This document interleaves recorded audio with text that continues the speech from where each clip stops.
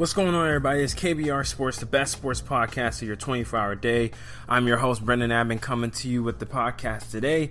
Hopefully, everybody's enjoying themselves, having a good day as you listen to this podcast. Hopefully, you listen to the podcast maybe while you're sitting at work, not having much else to do. Maybe you're sitting to listen to the podcast on your way home from work, on your way into work. One of the two things, who knows? But hopefully, you guys are enjoying yourselves listening to the KBR Sports podcast. I've had myself a pretty good week so far. Funny enough, I think one of the most difficult things in life, I think a lot of people can relate to this challenge, is trying not to spend money on food. This is very random, I know, very random sports podcast, and I know the whole gist of it all, but I just felt like this is something that was weighing on my mind that I feel like a lot of people could relate to. And the reason why I say that is because I have experiences a lot of times where I'm sitting there like, you know what, you just got food at home. No need to go out and eat. You can just go and make the food at home. You don't need to go out and buy something. You don't have to stop by a store, like a restaurant, fast food place or anything like that. Just go home. You bought the food for home for a reason. Go home and eat your food. But doesn't it seem like we always come up with a reason that we feel as though, oh, well, gotta buy food today. Oh, there's another reason for me to have to buy food. It seems like it's just inevitable. And it's funny because I feel as though there are times, like this morning I had a moment where I was waking up a little bit late and everything like that, running late, and then I was like, man, looks like I'm not gonna have time for breakfast. I gotta pick it up somewhere. And it's funny because it's one of those situations where you know that if you honestly would have put the pedal to the metal, like you'll find time to brush your teeth and everything super fast if you're about to miss a school bus because you know you're not about to go to school or go somewhere with funky breath. But if you have the means to be able to stop by somewhere and pick up food or something like that, you'll do it even though you know you probably have the means to probably, if you, depending on what you decide to keep in your house, you can buy Pop-Tarts. I don't have Pop-Tarts personally, but you can buy a Pop-Tart. You can heat up some waffles real quick, and Lord knows on other days I'm the person that's most creative while doing stuff. I like to multitask, and while I'm brushing my teeth, I'll put stuff in the toaster so that way it's getting cooked, so that by the time I'm done brushing my teeth and washing my face and everything like that, I come out and the stuff is done. Cause I like to get multiple things done at once. And funny enough, to connect all that together, I was kind of thinking like, how many times do we do things that we think we're really good at multitasking? My girlfriend tells me I'm bad at it all the time. She tells me, hey, Brendan, you really think that you're moving as fast as you possibly can, but you honestly go a lot slower if you're listening to something or if you're watching something. In your mind, you think you're still going at the same pace, but in reality, you're honestly going a lot slower than you normally would if you weren't listening to whatever it is that you have on, or if you weren't watching whatever video it is that you're watching. And me, you know, I'm always defensive, and I'm just like, yeah, you know, I'm always kind of defending myself. I'm like, you're just a hater sort of thing. But sometimes I really sit back and think about it. I'm like, man, if I don't have a video playing or I'm not listening to a pod where I'm actually processing what is being said during whatever I'm doing, I honestly do it more efficiently, the one single act I'm trying to do.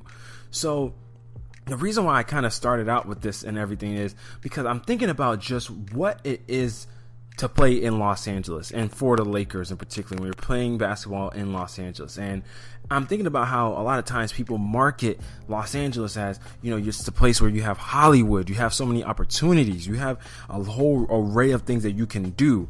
And I was just sitting here thinking, I'm just like, man, so LeBron, the biggest sports athlete currently in the U.S., maybe aside from, I know he's probably the biggest sports athlete in the United States, even maybe globally, aside from Messi or Ronaldo. Probably only Ronaldo is LeBron James. LeBron James is the biggest sports athlete. So when you sit there and you think about a guy of that caliber and that kind of pretentious reputation and that popularity, it was one of those things that people are going to always seek you out. You're always going to be sought after. And not like it wasn't the case in Cleveland, but LA is a little different. Now, let me tell you something about LA now.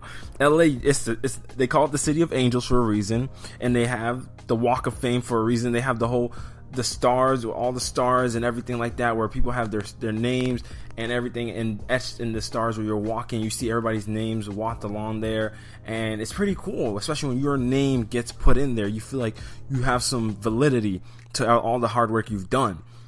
Now, one of the things that's very interesting to me is that you hear stories already about LeBron has been signed with the Lakers since July 1st, okay? He agreed to terms July 1st on the contract on that 4-year, $153.3 million contract with the Lakers on July 1st. It is July 12th, and you already have a story coming out where the story says LeBron James and writer Steve Mallory have sold their idea for a new comedy film to Paramount Players, with James in early talks for a potential starring role in the movie. So when you hear something like that, you're like, man, this dude's been out here for a week and some change, and he already got a whole comedy flick already lined up. Now, LeBron already starred in a movie back in 2015, which was Trainwreck. Still need to see it. I've heard he was really good in the movie, so I want to actually go and see that because I heard he was good, and I haven't taken the time to actually sit down and watch it. There have been times I've been like, oh man, I'm going to sit here and watch this movie. Then I literally start putting it on, and then I'm just like, man, I feel like I should do something else. But I'm going to actually make a commitment.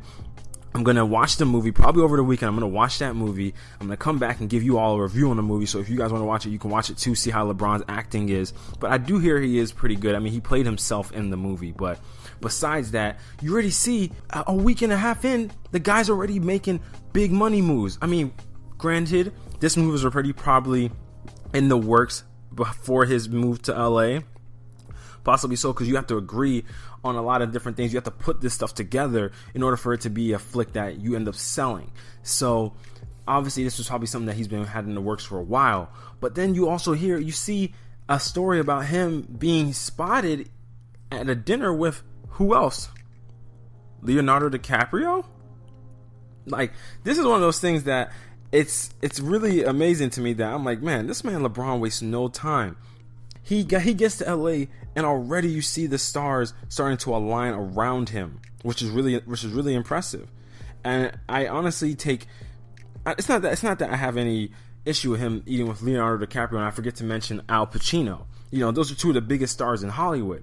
There's no issues with that. Obviously, when you run in those kind of circles, those guys are going to be as starstruck to meet you as you are to meet them. I mean, think about it. People that seem to think that sports stars are not on the same level a lot of times as actors, entertainers, and other forms of popular entertainment or other areas of fame. And maybe because I don't know what it is, people seem to try to marginalize sports stars, and I've never liked it. I never respected that kind of approach to the athlete. But literally, being a sports star, when you're huge in sports, you're one of the biggest figures in the whole entire world. Okay, because people can deem a movie guy to be very, and you can kind of get stuck in a certain category in movies, just like you can in sports. I'm not saying you can't do the same thing in movies, just like you can in sports. Like, you can get stuck as the comedy person or the action flick guy. Like, Kevin Hart is going to forever be the comedy guy, and Nicolas Cage is always going to be I don't even know what Nicolas Cage is. He's always going to be the, like, not good, but always still churning out the action, but not enough action movie guy. And I don't know, it's a mess. But that's besides my point. So when you see LeBron hanging out with the stars and he's got himself out in the bright lights and everything like that, and granted, LeBron always lived in Los Angeles during the summers anyway, but it's one of those things that I'm sitting here thinking, man, does this kind of shift your focus some when you're on a pursuit of, obviously he wants to be a billionaire if he's not one already, but you're in pursuit of that $1 billion tag. Can I jeopardize the product that you provide on the court? And what I mean by that is a lot of guys get sidetracked by a lot of the glitz and glamour of the big city and everything like that. LeBron has lived there, so I'm not saying he is one to fall victim to that. Obviously, he's navigated the NBA landscape well as it is into his 15 years so far in the NBA. But he's never played as a Laker and been the biggest star on a team like the Lakers and in a city like Los Angeles. Miami, granted, is a big city, but it's not Los Angeles. Trust me. Los Angeles is a different kind of thing, and the Lakers are a different kind of franchise. Laker fans are different than Miami Heat fans. Miami Heat fans sometimes will leave the stadium empty. Laker fans will pack it out, and a lot of times it's packed out with superstars and celebrities. So it's a different feel and everything like that. And that's why when you draft a rookie, rookies are always susceptible to falling victim to limelight, fame, and everything outside of basketball. People fall victim to what basketball gives you, not exactly the basketball itself. So what I mean by that is, have you ever heard of like people get caught up in everything else other than basketball? You heard people say, "Oh, this guy is more about the stuff that basketball gives him, and he's not fully focused into basketball or even football." And there's a few cities where if you draft a rookie, you have to be sure that you're committed to making sure that rookie is dedicated to being in the gym, being in the work environment of being a better basketball player every single day, and committing themselves to that grind and not committing themselves to their off the court ambitions. And the main cities that you have to normally worry about that with are New York, Miami, Houston, and Los Angeles. Those are the main cities that, and I think I didn't say Atlanta. And Atlanta, you have to worry about that with those main cities. Those cities have so much to do outside of playing basketball. And there's a lot of entertainment, if you know what I'm saying. But there's a lot of things to do, and there's a lot of off the court things that you can pursue that can take you away from your basketball. LeBron is such a great player. I don't think he'll be one of the guys to fall victim to it. Obviously, he knows that basketball is what puts the bread on the table. Basketball is what allows him to enjoy all the other pursuits he has in his life. But what I worry about is that when it comes to the other pursuits, do those things kind of take priority at some point over the basketball? Because you do realize, hey, this basketball life is coming to an end. LeBron is coming to the end of his basketball career. He's a lot closer to the end than he is to the beginning. And you get to a point where you're like, hey, I have to make sure I'm furthering that avenue of my life while I'm the biggest star right now in sports before I have all that popularity go. Because right now, when LeBron does something, it's always a big story. Granted, it's not like if Michael Jordan walks out and does something that not everybody's not talking about it. But LeBron can be in the sports cycle right now. LeBron is being talked about for this movie. I talked about it. I'm talking about this right now. If Michael Jordan was coming out with a movie or something like that, or he does something big, and Michael Jordan is a billionaire himself. He's had a lot of ambitions and everything like that, but the minute your playing days are over, you're not in the limelight as much anymore because you're not seen as that big superstar for what you were a superstar in. You can still be a big business person and everything like that outside of that, but you aren't as captivating as you once were as that athlete. Because, like, one thing about it, have we talked about Magic Johnson as much? Obviously now, because he took the role with the Lakers, Magic Johnson's talked about more.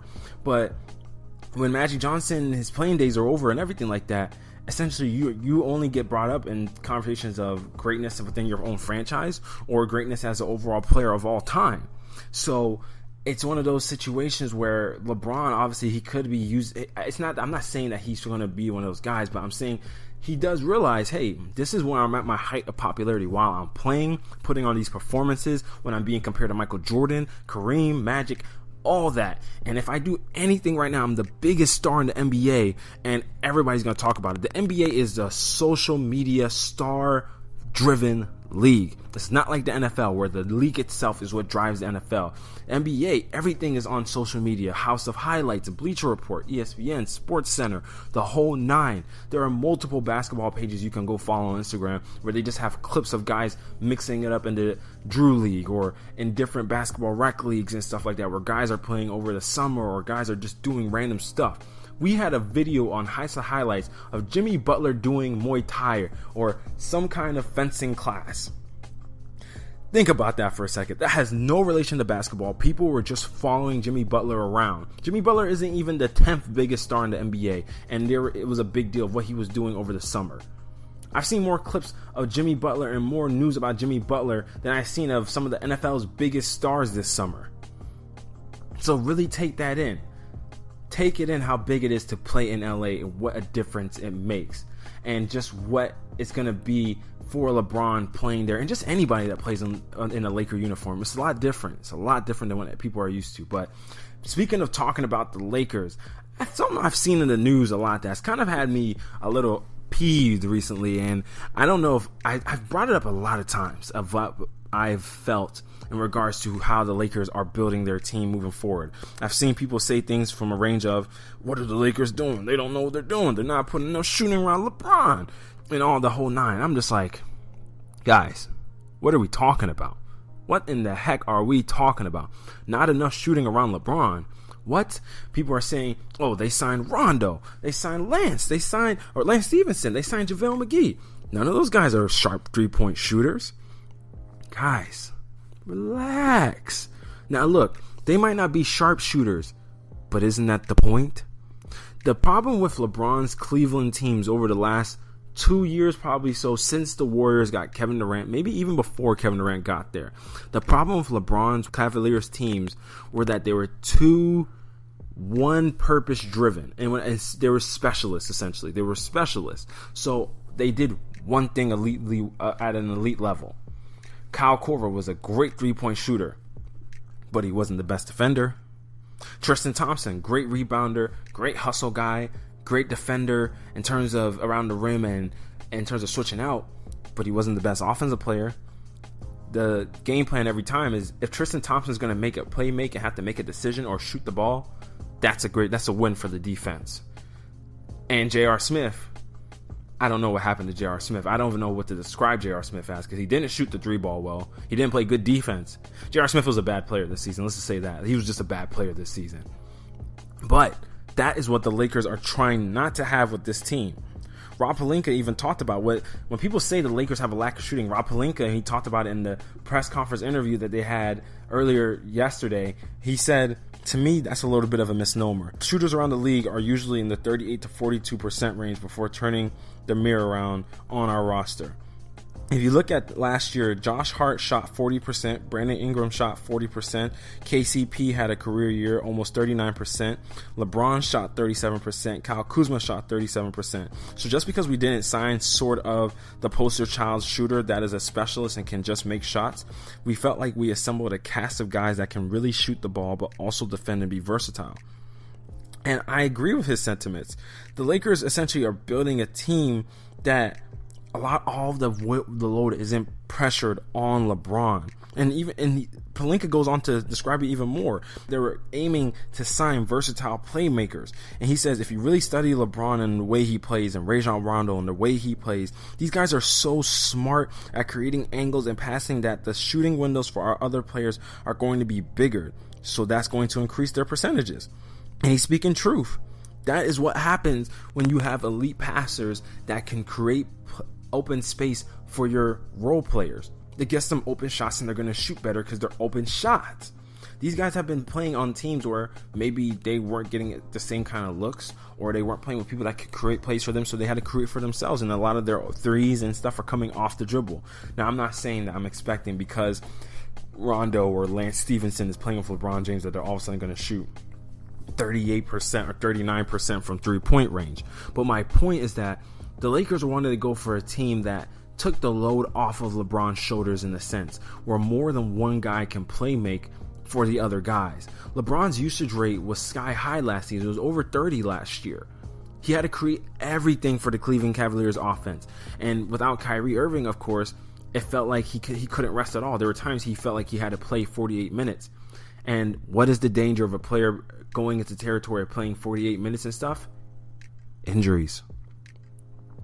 That's right, injuries. What happened to Kobe Bryant when the 2013 Lakers season, when they had Dwight Howard and Steve Nash was hurt all the time, and the Lakers were looking like they could possibly miss the playoffs? Well, pretty much Kobe said, screw everything, give me the ball, I'm leading the charge to get us into the playoffs. And this was like a 34-year-old Kobe Bryant. And Kobe really did. He started having amazing games. He had like 50-point performances, 40 points, over 30 plus points in like a span of like 7 or so games. Kobe played really well in that stretch. But then obviously it took a toll on his body. And obviously, but Kobe was way more injured at times than LeBron James has been. But the overall minutes and toll on his body essentially ended up having his body break on him, in which the Achilles tear happened, and we all know the story from there. And when it comes to LeBron James, obviously he's not any fool. LeBron's one of the best guys at taking care of his body when it comes to what he's eating, the workouts he does, and the whole nine. So he wants to transition into a period in his life where, look, the load of carrying the team and running the offense and making sure everybody's in their spots and having to do this and that, I don't want that load anymore. At least I don't want to have that load anymore. On occasion, I might take over that load, but if I don't have to have it, I won't bear it. because I want to play for excess amount of years and I want to be healthy doing it. And when you look at the Lakers, they have young guys who can create plays for other guys, as well as the veterans that they signed. Lance Stevenson can create plays for other guys. He's able to dribble and create his own shot and also be able to pass off to other guys. Rondo, obviously a great point guard in his own right and being able to do that with a high basketball IQ. Rondo, we all know playoff Rondo had 12 points, 12 assists in the playoffs, and was essentially one of the marquee reasons for why the Pelicans were able to sweep the Portland Trailblazers. And then you look at a guy like Lonzo Ball. Lonzo is obviously a pass-first point guard, knows how to advance the ball up the court very wisely and better than a lot of other point guards who rather smash the ball into the ground to advance it up court and drain more energy as opposed to getting it to a guy that's already leaked out for a transition bucket or just to get the offense moved up faster. Brandon Ingram, he's filled in a point forward role for the Lakers on numerous occasions whenever Lonzo Ball would sit. And then you obviously have Kyle Kuzma, whose playmaking is not there, but he can create his own shot for himself. So the Lakers' goal is, yes, it's not that they feel like we don't care about shooting. Obviously, I think a lot of people, I've said this on the podcast before, I think a lot of people are taking what this Lakers roster looks like now and putting it in a capsule and saying that's going to be the same team and the same players next season. All these young guys are developing. They're all going to get better. Unless they just don't work at all this summer, they're going to get better by some way or some means. So next year, Kyle Kuzma is not going to be the same Kyle Kuzma from this year. At least I would hope. Brandon Ingram won't be the same Brandon Ingram from this year. Neither will Lonzo Ball. So when you're seeing how the team is going to evolve, and obviously the same goes for the young guys they drafted, those guys are going to hopefully play a role in the offense too, because you have Mo Wagner who can shoot the three ball well. And you also have the other European player that the Lakers have that he can shoot the three ball well, and he's a space and pace kind of guy. So when you see this team, they're trying to make a team that, one, you can't. Here's the biggest thing I think people think. People think you can make a team similar to Golden State that will beat Golden State. Unless you're telling me you'll find a point guard that's better than Steph Curry, and in most people's opinions, Steph Curry is the best point guard in the league, so no, you won't find a point guard that's better than Steph. Unless you're going to find a two guard that's better than Klay at shooting as well. In a lot of circles, no, you're not going to. Klay is probably the second best shooting guard in the league, so no. Unless you're going to find a small forward that's better than Kevin Durant, where you have LeBron James come in, and a lot of people will take them one or two, but most people will take LeBron as the best, so you have that. And then unless you have a guy that's as versatile and as good as Draymond Green, Defensive Player of the Year from last year. Oh, sorry, Rudy Gobert was, but the year before, Draymond Green was the former Defensive Player of the Year. You're not going to beat them at their own game. You're just not going to do it. So what you have to do is you have to find a way to have a lot of guys. You're not going to beat them at just launching up threes and spacing the court and trying to run the motion offense that they do unless you have their caliber of players. The Lakers are trying to bank on the fact that they will have enough guys that can switch, be versatile enough at every position to guard every position the Warriors have. And also have guys that when the whole offense isn't centered around LeBron and everything doesn't break down around LeBron, those guys can create for themselves too.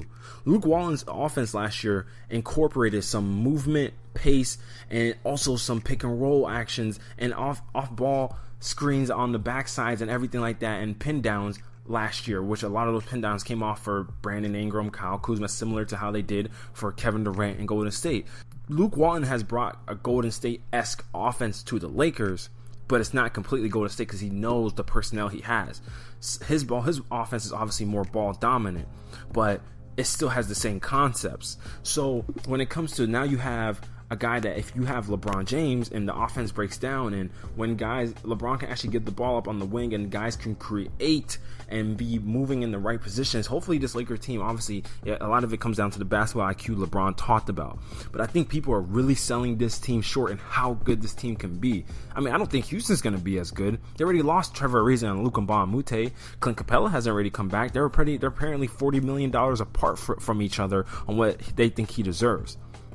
So who knows what that situation is going to be. I think a lot of teams got worse in the Western Conference.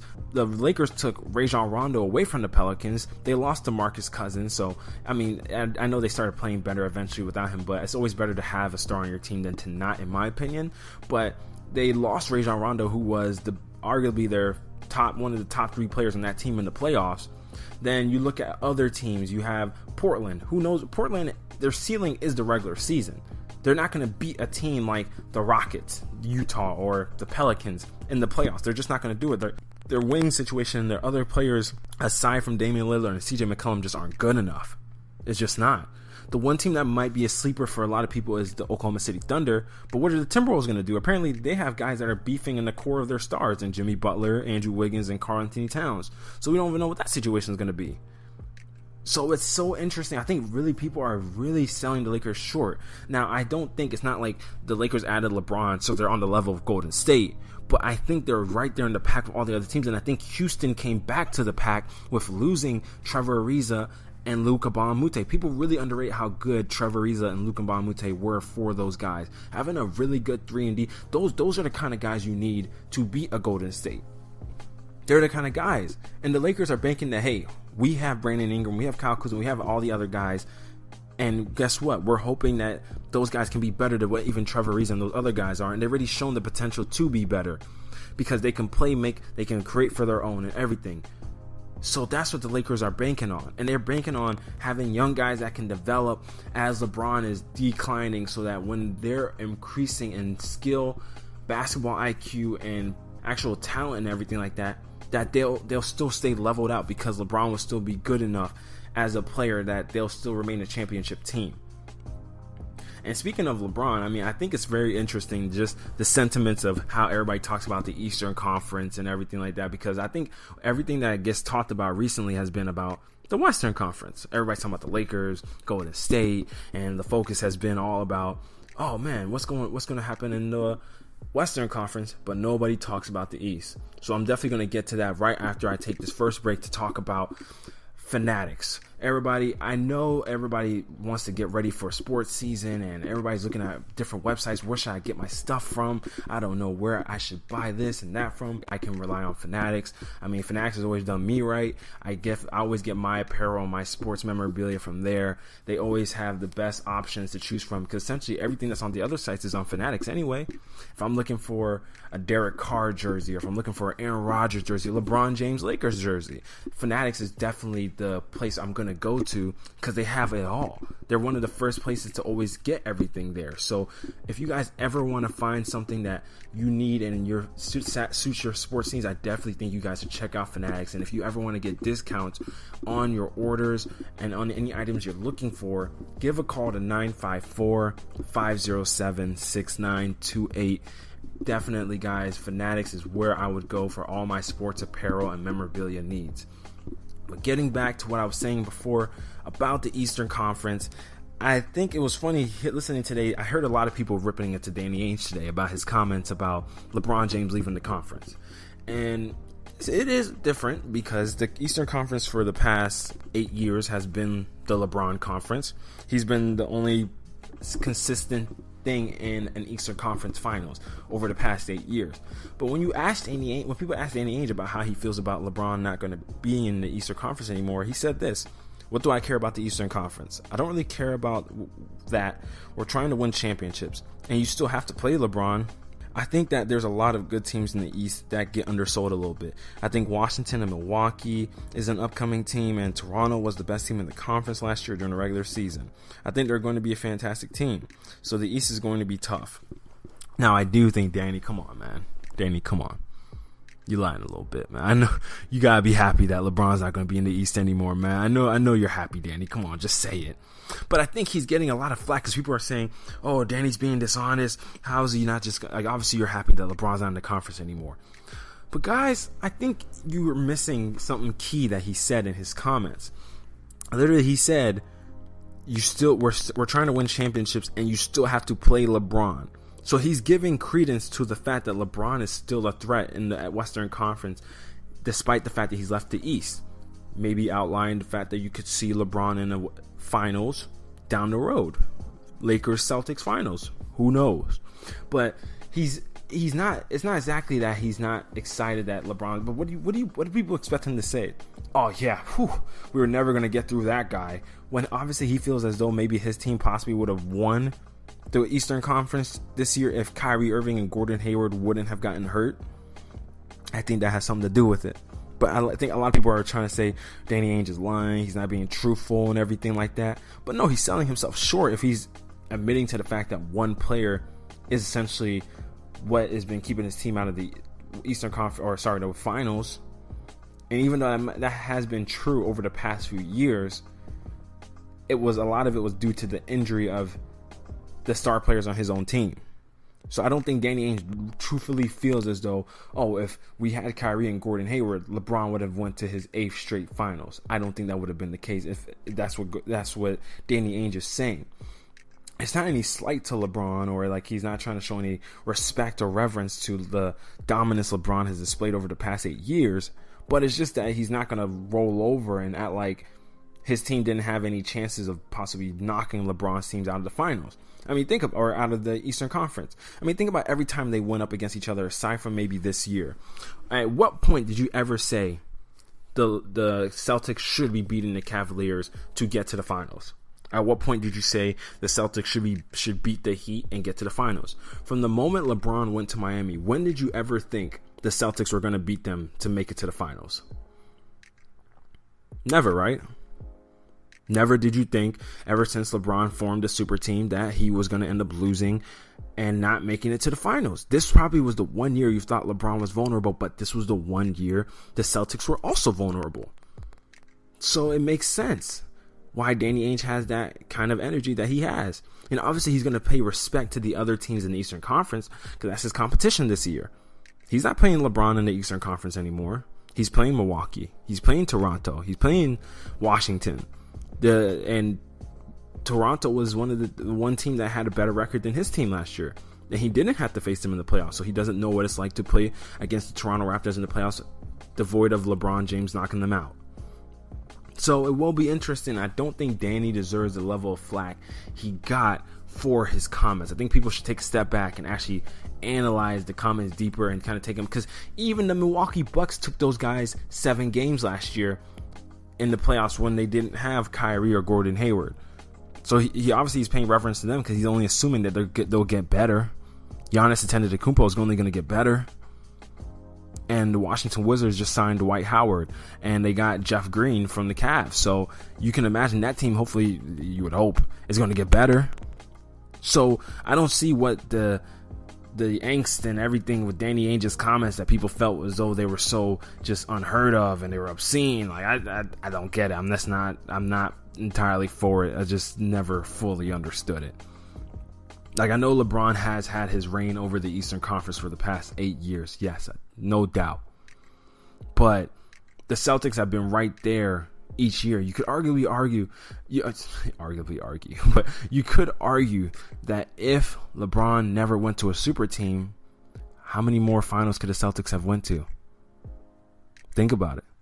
LeBron wasn't beating them in 2009. He wasn't. If he didn't go and join the Heat, he might not have beat them in 2010. Then the next year, he didn't beat them in 2009. 2010 they lost. 2011. If he didn't go join the Heat in the 2010 season and then go in the 2011 playoffs with the super team behind his back, who knows what happens? Who knows what happens that year when they were down 3-2 in Game 6 and LeBron obviously went off. But if he doesn't have that super team backing him, when they went to Game 7, if LeBron doesn't have that super team behind him, and are the Celtics really not going to multiple finals? Maybe this is Danny Ainge's realization of, we were really honestly a super team away every single time from honestly making the finals. If these 3 guys didn't join up in Miami and then he didn't come back to Cleveland and play with starring Kyrie Irving and Kevin Love.